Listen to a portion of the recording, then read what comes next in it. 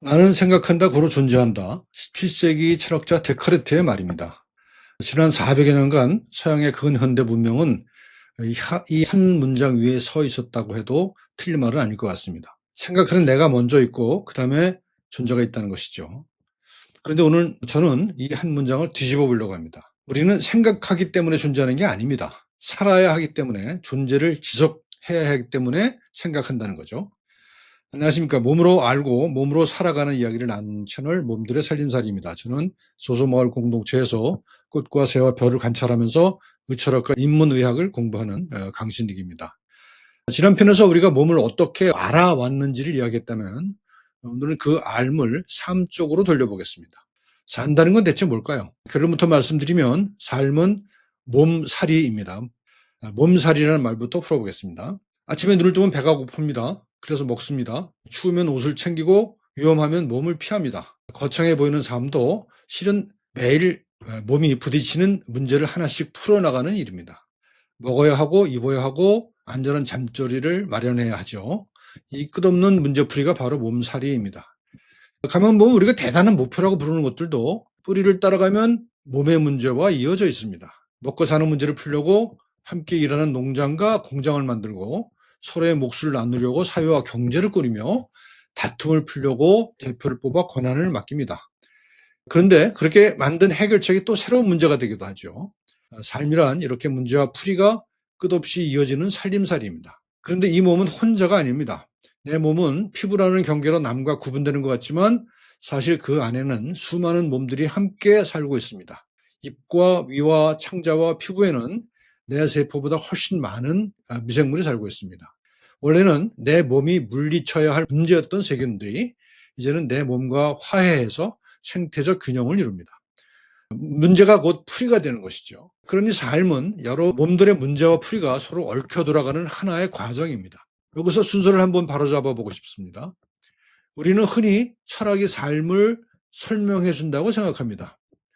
그런데 저는 반대라고 생각합니다. 삶이 먼저 있고 그 삶을 살아내기 위해 우리가 생각도 하고 철학도 하는 것입니다. 철학의 삶을 설명한다기보다 삶을 위해 철학을 한다, 이렇게 말하는 편이 더 정직한 태도가 아닐까요? 여기서 한 철학자를 모셔오겠습니다. 데카르트와 같은 시대를 살았던 스피노자입니다. 스피노자는 모든 존재에는 자기를 지키고 존재를 계속 이어가려는 힘이 있다고 봤습니다. 이 힘을 코나투스라고 부릅니다. 노력, 추구, 욕망이라는 뜻이죠. 데카르트의 생각이 존재를 바깥에서 떠받치는 힘이라면 스피노자의 코나투스는 몸 안에서 스스로 살아내려는 힘입니다. 다친 자리가 아물고 넘어지면 다시 일어서려는, 아무도 시키지 않았는데 작동하는 그 힘 말입니다. 이 코나투스의말로 몸살이의 본 모습입니다. 우리는 살아야 하기 때문에 몸에 닥친 문제를 풉니다. 그 문제를 풀려고 면역 같은 생물학적 능력을 진화시키고 생각도 하고 문제 푸는 방식을 차곡차곡 쌓아 하나의 전문 지식을 만들었습니다. 그게 바로 의학이죠. 감기에 걸렸을 때를 떠올려 보십시오. 열이 나고 콧물이 흐르는 건 사실 몸이 바이러스와 싸우고 있다는 신호죠. 우리가 의식적으로 명령하지 않아도 몸이 알아서 그 문제를 풀고 있는 것이죠. 그래서 좋은 의사는 그 싸움을 대신해 주는 사람이 아니라 몸이 스스로 이겨낼 수 있도록 곁에서 거들어주는 사람입니다. 코나투스를 북돋는 것, 그게 치료의 본래 모습입니다. 그런데 여기서 이상한 일이 벌어집니다. 문제풀이가 전문화되고 자기만의 체계를 갖추면 오히려 삶의 본 모습인 코나투스를 억누르기 시작합니다. 고대 그리스의 사체 액설은 몸속 4가지 체액의 균형을 중시했지만 그 이론이 도구화가 되자 억지로 균형을 맞춘다며 피를 뽑아내는 사혈이 유행했습니다. 동아시아의 음향오행도 마찬가지여서 삶의 현실을 억지로 이론 틀에 꿰맞추기도 했습니다. 근데 생물의학마저 동물 실험 결과나 분자 단위 실험을 사람에게 무리하게 적용하는 잘못을 저지르곤 합니다. 알미 커지면 정작 그 알미 섬겨야 할 삶을 잊어버리는 것입니다.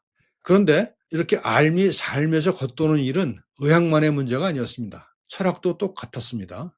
흥미로운 것은 20세기의 큰 철학자들이 마치 약속이나 한 듯 하나같이 삶과 몸으로 되돌아왔다는 사실입니다. 뷰트겐슈타인이 대표적입니다. 젊은 시절 그는 말로 세계를 완벽하게 그려낼 수 있다고 믿었습니다. 말로 그릴 수 없는 것에 대해서는 침묵해야 한다고 선언했죠.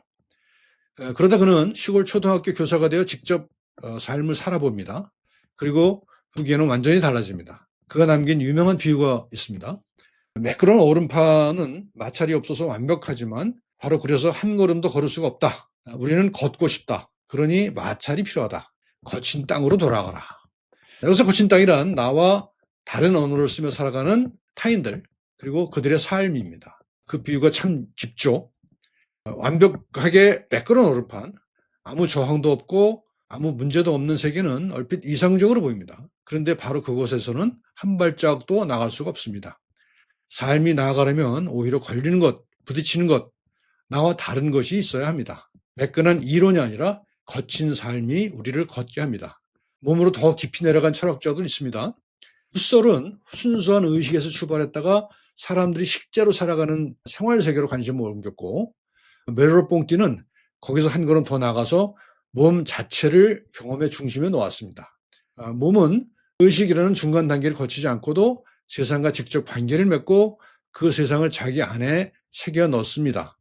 몸과 마음, 주체와 객체를 갈라놓던 오래된 이분법이 여기서 무너집니다. 이것이 의학에 주는 의미는 대단히 큽니다. 몸이 경험의 중심이 되면 질병을 그저 몸에 생긴 물질적 고장으로만 보던 전제가 흔들립니다. 표정과 몸짓과 목소리에 담긴 아픔을 읽어내는 감수성, 그리고 환자가 어떤 삶을 살아왔고 무엇을 바라는지까지 함께 하리는 의학으로 나아가게 되죠. 이 대목에서 저는 늘 뭉클합니다. 시대도 나라도 다른 이 철학자들이 각자 가장 높고 추상적인 곳에서 출발했으면서도 결국 우리가 발 딛고 사는 이 평범한 삶으로, 이 구체적인 몸으로 돌아왔다는 사실 때문입니다. 삶은 설명해서 아는 것이 아니라 살아봐야 아는 것이었습니다. 정리해 보겠습니다. 스피노자는 처음부터 삶에서 출발했고, 비트겐슈타인은 언어의 논리에서 출발해 삶의 거친 땅으로 돌아왔으며, 훗솔과 메르로뽕띠는 의식에서 몸으로 내려왔습니다. 출발점을 저마다 달랐지만 도착한 곳은 하나였습니다. 삶, 그리고 몸입니다. 오늘의 한 문장은 이겁니다. 우리는 생각하기 때문에 존재하는 것이 아니라 살아야 하기 때문에 생각한다. 삶은 몸살이다. 그렇다면 그 삶을 살아가는 나는 대체 누굴까요? 내 몸과 나는 어떤 사이일까요? 다음 편에서는 이 시리즈의 또 하나의 열쇠말, 몸은 몸나다 라는 이야기를 나누겠습니다. 오늘도 함께해 주셔서 감사합니다. 오늘의 살림살이였습니다.